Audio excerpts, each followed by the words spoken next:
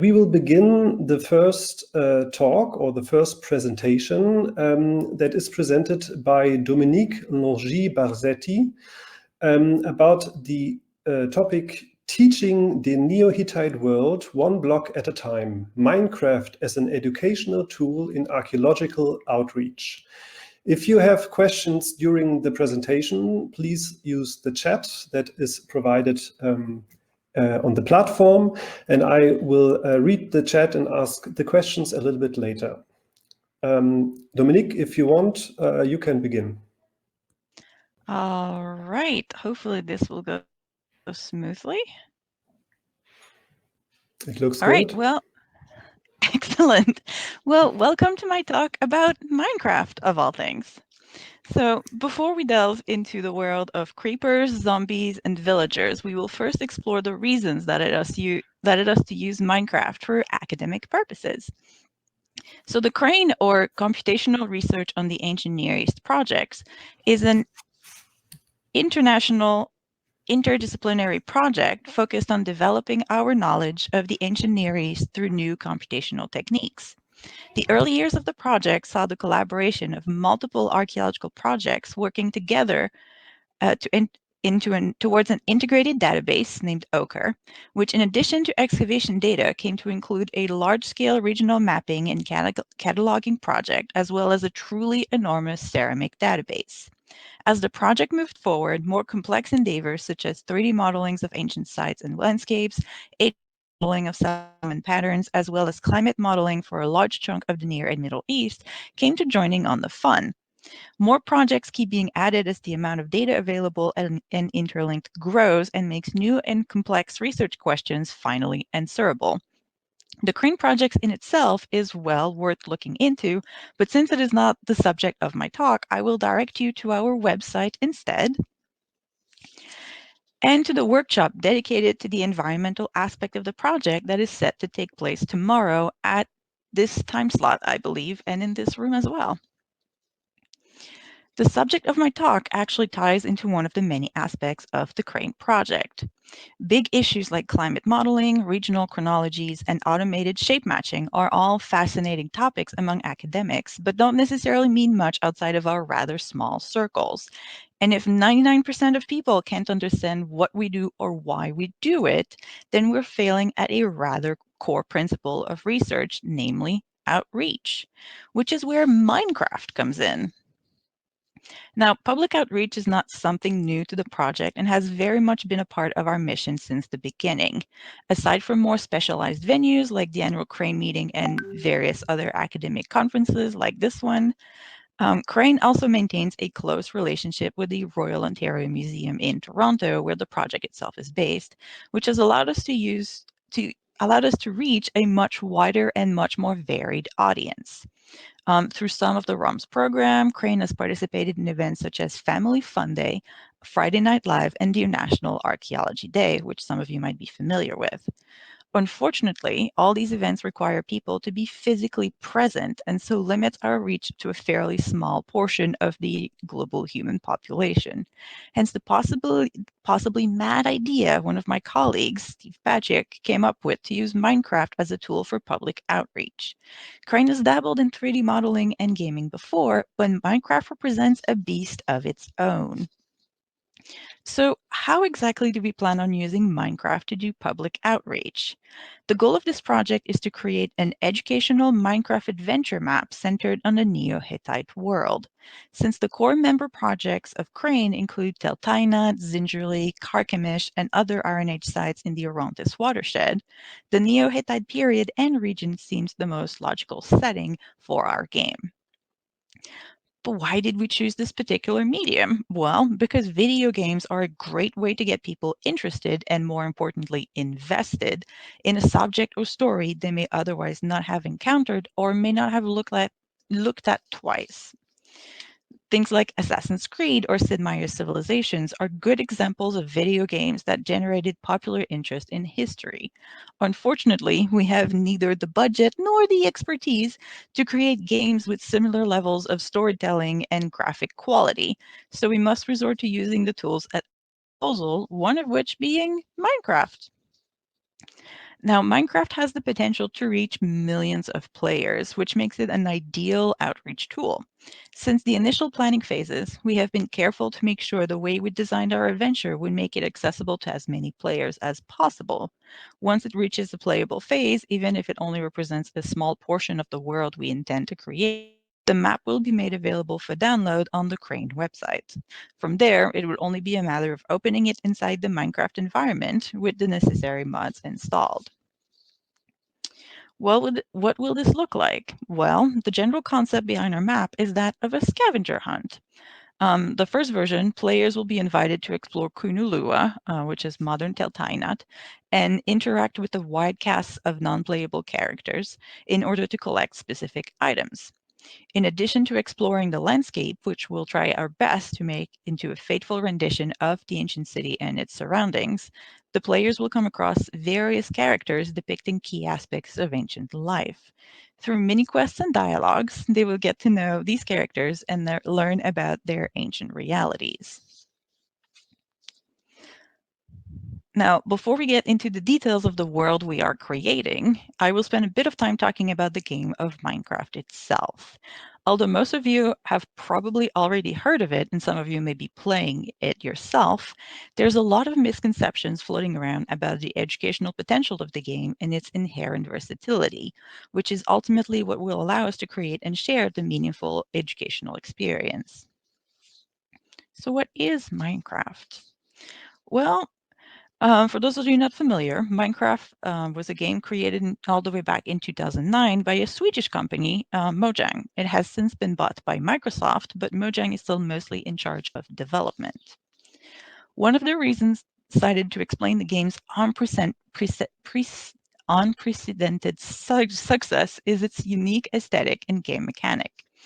In a sense, everything takes the form of textured square blocks, which can be arranged in any way imaginable. The game is technically infinite and relies solely on the player's imagination.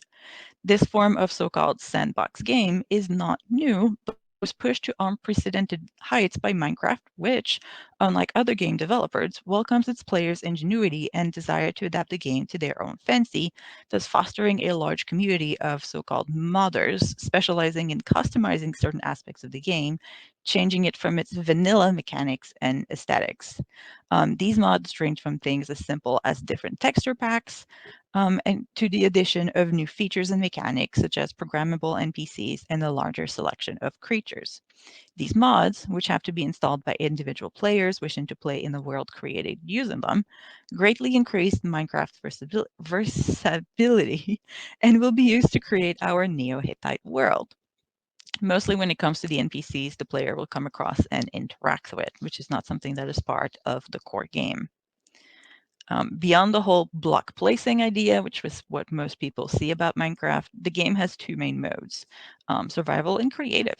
In survival, the goal is to gather resources, build or explore your world, and survive the regular attack of skeletons, zombies, exploding creepers, and other kinds of monsters. In creative, the external threats and the need to gather building blocks are removed, and the focus is entirely on creation. While some players go for purely architectural builds, some of which are rather truly insane, others go for more technical contraptions using what is called redstone, which is the in-game equivalent of electrical components. Additional functions are available through what are called command blocks, which uses Minecraft's own pseudo-programming language. A third mode was introduced later in the game's history, and it's the adventure mode, in which players explore worlds created by other users with various levels of agency as to what they can and cannot do within said world. Specifically, adventure maps allow the creators to limit the destructive power of players by disabling their ability to break and place blocks, thus ensuring the world they create remains unmolested and does not become a giant TNT crater. There are thousands of adventure maps available to players, and this particular mode is the one preferred for cultural and educational institutions present on Minecraft. Now, really, we're using Minecraft? Well, yes, really. It is the most popular video games of all time, only surpassed by Tetris, which is basically installed on every computer at this point. There were 200 million copies of the game sold with a worldwide player base of nearly 500 million, since a lot of versions are free to use. It is currently, to this day, still ranked as the most played video game with 131 million active players each month. The number of active players has never stopped growing since the game's beginning, speaking to its ongoing popularity and relevance. There were 201 billion Minecraft-related views on YouTube in 2020, and Minecraft might be over 10 years old now, but it is still very much alive, and Minecraft-based projects do not have, as some have said, missed the boat. Now, part of Minecraft's undying success and the reason why it is still represent just as valuable vessel for public outreach going forward is the constant work the company still invests in developing the game without breaking its quirky nature, which made it so popular in the first place. Over a dozen major updates have been published since the game's release, the next one being slated for the coming months. This particular update, 1.17 in the vernacular, is of special interest to us since it will add goats to the current array of animals, as well as a new archaeology-ish mechanics that will allow players to delicately brush the dirt off of objects and create their own customized clay pots. This new update will also introduce copper objects, which are not the bronze tools and weapons that we might be wishing for, but is probably as close as the game is going to get. Now, most of the odd looks we get when we mention we are working on Minecraft comes from this misconception that the audience is entirely composed of children. Well, as a matter of fact, the average player's age is 24 years old, although the YouTube viewer average is just a little lower. Unlike other ridiculously popular games which focus more on battles and gratuitous violence, I won't name any, but I'm sure you can think of a few, Minecraft relies entirely on the player's imagination, fostering creativity and cooperation. It's immersive, interactive, and extremely popular, which means our target audience won't have to spend any time learning controls or game mechanics and can use their knowledge of the game to effortlessly dive into our content. From a development point of view, it is highly versatile and customizable, with vast libraries of open plugins and mods that allow for the creation of a wide range of features, uh, which, which for us means customizing characters so they can convey educational material and just making our life easier when it comes to building a very large world. Now, these plugins, mods, and APIs are ultimately what will allow us to shape our Neo-Hittite world to our specifications without having to place every single block by hand, which would take the better part of forever. Mods like World Edit are extremely helpful when it comes to creating large, expensive worlds by allowing you to copy and paste existing structures. Others like World Painter enable the conversion of DEM into elevation models to Minecraft terrain, with the ability to quickly add landscape features by basically painting them on. The Minecraft Forge is a modding API that allows a vast selection of user design modifications to Minecraft to be installed and integrated within the game. Now, the game itself is not devoid of customization options, and the most powerful remains the command block. Command blocks stand at this weird juncture between regular Minecraft building blocks and coding interface, by allowing users to input commands using Minecraft's own pseudo-coding language. The mechanics surrounding command blocks make them both unique and tricky to use because their physical placement inside the game will impact the code contained inside them. Command blocks is something I have not quite wrapped my head around yet. Still gives me a headache just to look at them, but they will be at the core of making our game interactive. Now that we have established that Minecraft represents a viable environment for archaeological outreach, what exactly are we proposing to do? Well, our goal is to create an adventure map based on the Iron Age Neo-Hittite kingdoms of southern Turkey and northwestern Syria. The first environment recreated will be that of Kunulua, the ancient Iron Age capital of the Neo-Hittite kingdom of Patina, located at the modern site of Tel Tainat in Turkey's Amuk Valley. While a hefty dose of imagination will be necessary to create a functional world attractive to players, the archaeological knowledge gathered over decades of excavations at the site, its environment, its functioning, and its place in the larger Iron Age world will all be levered to craft as faithful a rendition of ancient Kunulua as possible. Now, this starts with the physical setting. The Minecraft aesthetic is fairly recognizable. The entire look is purposefully blocky, with each block measuring 1 meter and only available in a limited number of textures, although this number of texture keeps growing with each new update. This is both a blessing and a curse. Obviously, the limited nature of the building blocks means that reconstruction of ancient structures will not be exact. Measurements will have to be rounded up, angles straightened, and textures will have to be approximated.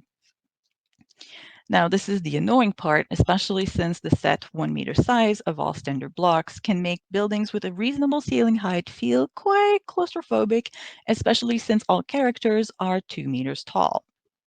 We're working on ways to best adapt that and have been able to come up with some convincing results.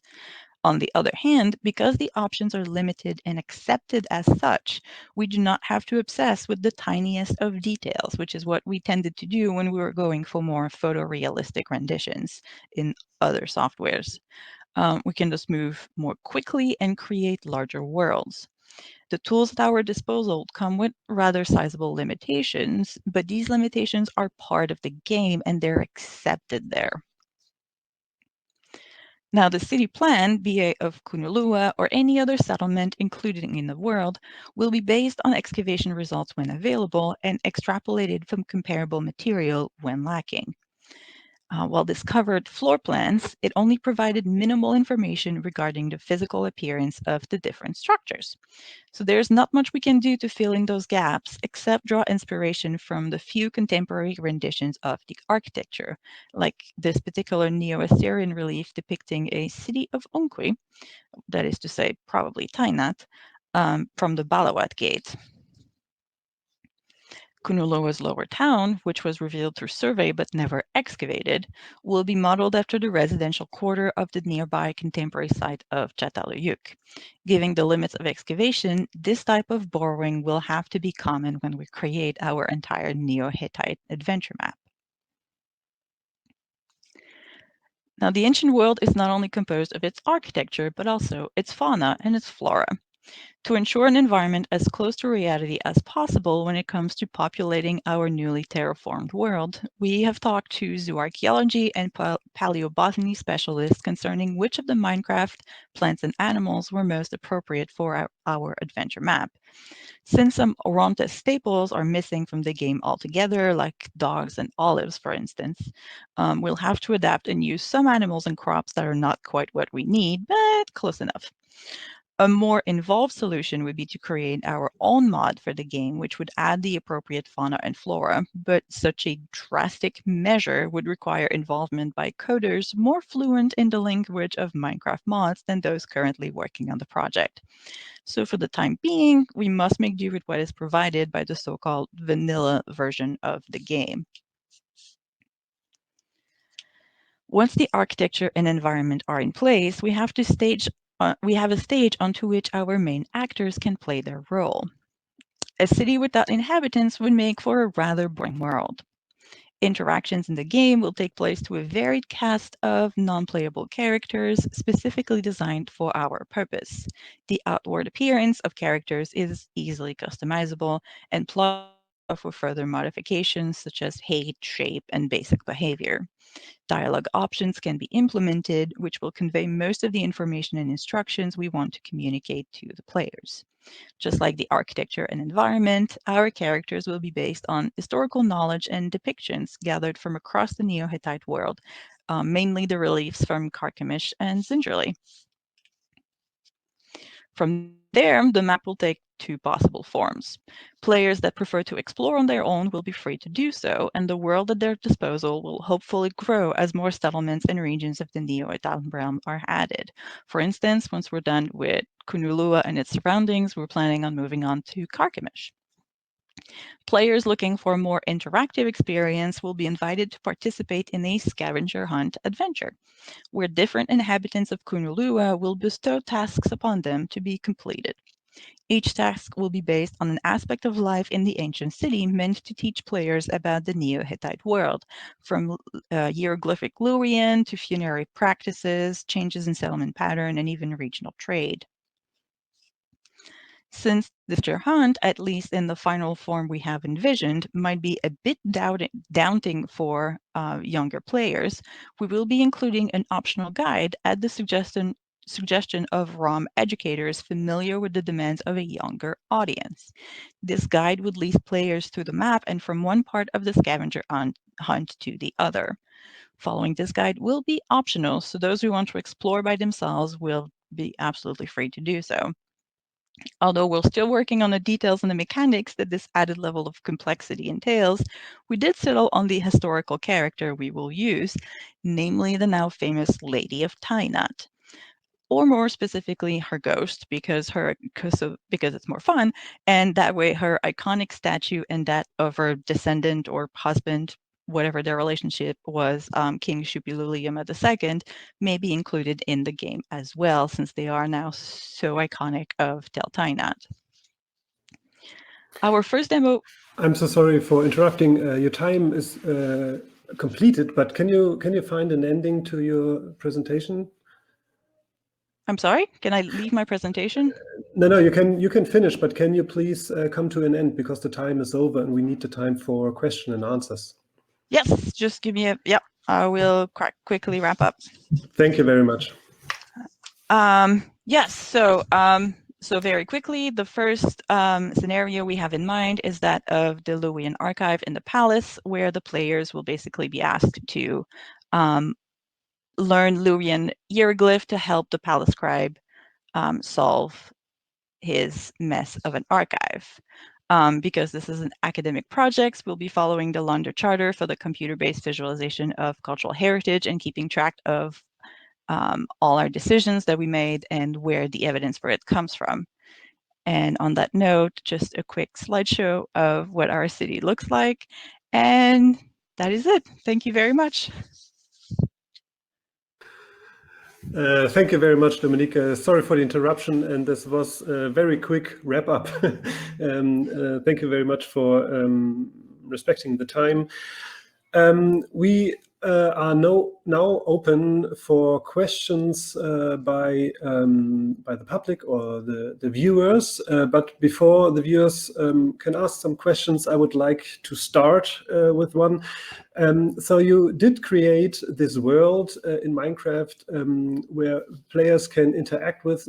Did you have already have any experience with players using that world, and how do they receive that? How do they interact with that? Well, so far we haven't had players in the world we've created. It's still in a developmental phase where it's scattered between different people in bits and pieces. We have been talking with avid Minecraft players, whether they be grad students in some cases or children. And they say that type of experience actually really interests them. There's also there's a lot of people that are already putting that sort of project out there. There's various academic reconstructions of ancient cities, ancient events. The Museum of London has put out a very impressive map of the 1666 fire, for instance. The Government of Canada has a reconstruction of the battles of the Plains of Abrahams, and these have tended to be popular. The RUM itself has a Minecraft educational license, and they use it to carry educational content to school children in Toronto. So there's a lot of literature, there's a lot of experience saying that Minecraft is actually very well received by the public as an educational tool. We just haven't had a chance to push our version of it onto them yet. Yeah, but it's very exciting. It's very promising, I guess, to see how they, especially children, receive the content that you've created. Another question. Sorry, yeah. Did you want to respond? No. Okay. Another question that I had was, how long did it take to build all this? How much effort? How many people? For how long did work on this project? so far? So far, not enough, quite frankly. It's been a bit of a side project for the moment. We're hoping to recruit a lot of people, but with everything else, COVID kind of threw a wrench into the whole thing. We've had several opportunities, some of which didn't pan out. So far it's mostly been me on weekends, building large expanses of the city and trying to figure out how to do more involved things like adding all the mods and what the shortcuts I can take so I don't have to put every single block myself. We have other people that are highly interested but are currently slammed by other projects, so it's been a back and forth. We're working on building a bigger team, but I don't think I can give you an exact number of hours involved. It's mostly been here and there, and it's Minecraft, so people don't really believe you when you tell them you're doing that for research. Oh, I do believe you. I do believe you. We have a question from the audience. I cannot see the name who asked this, but this in the end doesn't matter. The question is, are there any mini games like parkour, or will the map be fully educational? So it will be both. We have one mini game that is based on going hunting for zombies in the nearby abandoned settlement of Telachana. So when we were talking to kids at the museum, they said, some of them said like, yeah, we want to kill things. I'm like, oh, okay. So we'll be sort of departing a little bit from historical reality, and there will be like mini games like go hunt zombie to retrieve items. There might be like a training field with the city soldiers and things like that. The only thing we haven't been able to include yet are building activities, because it's sort of, you either give them the ability to place blocks, in which case it usually ends up in a huge TNT crater, or you don't, in which case they can't build. There's apparently a way to like only certain areas you're allowed to build in and others not, but we haven't figured that out yet.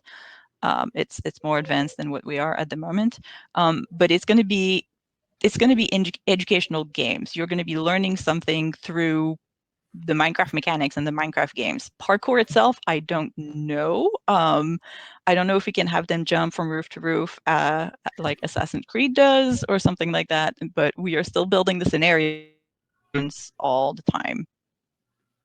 All right, thank you. I think we have time for one last question. You mentioned that you document everything according to the London Charter, which is very good, of course. Is there also a plan to make this documentation available, maybe also within the game or something like that? Or is it just for you to archive? So within the game itself, we don't know how to do it. There is within the Minecraft Educational Edition, there are ways of doing it, but we're not using this because that requires a specific license that is not available to everyone. So we went for the Java world instead, which is what most people are playing on. As far as documenting and making that available, it would probably be like a companion website that describes where we gather the information, like the background of all the characters and things like that. That would be separate from the game itself, but possibly linked into it. Yeah, it's one of the downsides of not using the educational edition, but it's kind of a decision we made early on so that it would be available to a wider audience. All right. Okay, thank you. Thank you very much. Unfortunately, the time is already over. Thank you, Dominique.